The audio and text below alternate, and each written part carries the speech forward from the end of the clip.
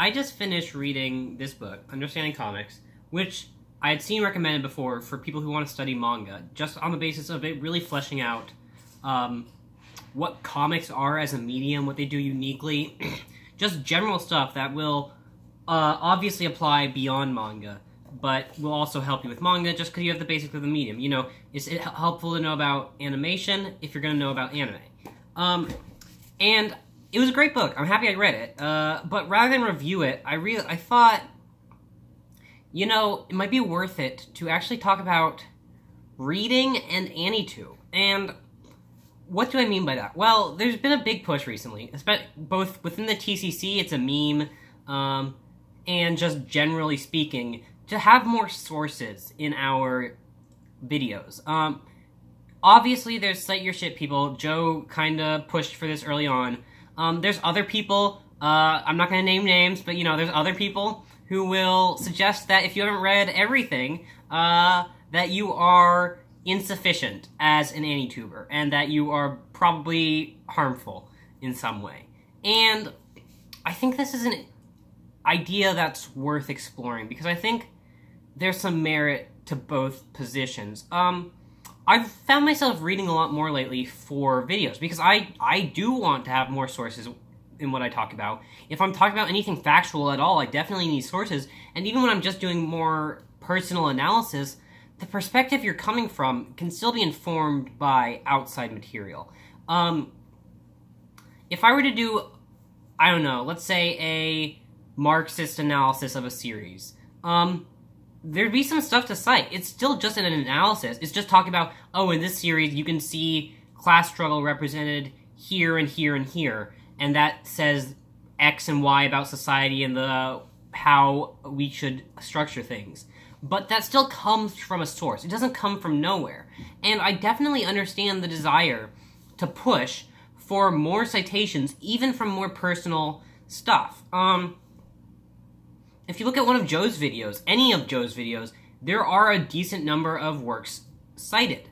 But there is a problem, which is that most Anitubers don't have time. If you're not actually involved in academia to any degree, and I know Joe doesn't like to be called an academic, and I'm not, like, calling him out here or anything.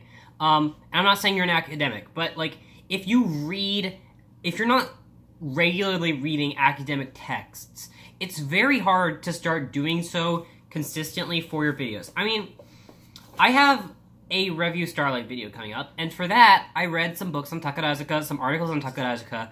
I'm always trying to read more material on Class S and early same-sex love and stuff in early Japan, because it helps to greatly inform my perspective as a Yuri Anituber. It helps to flesh out what I can say, it makes it more accurate, and it gives me multiple perspectives to draw from. It's definitely useful. And when I read books like this, and I've downloaded plenty of books and own a decent number of books on both general, literary, and film theory, and on more specific stuff to anime, it definitely does help broaden my perspective, but I'm kind of limited on time. I mean, in my last video, I spoke about why I can't write fiction, and that is a bigger concern for me with fiction than other things, but it applies to other things as well. I can't watch Western TV or film. I can't read fiction either in any serious degree unless I can directly relate it to a video. And the same is true with these books. Unless I can think, oh, I'm going to make a video on this topic, it's hard to really justify, making the time to read it, when I could spend that time watching anime, for instance. I have to finish rewatching another 4 to 6 shows, if not more than that, just to do my 12 days videos. And I'd like to get those done by October, so that I have time in November to actually work on the videos.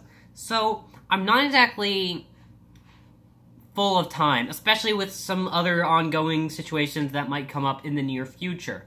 So, and obviously I have college starting soon, so, because of all that, I don't exactly have tons of time to read.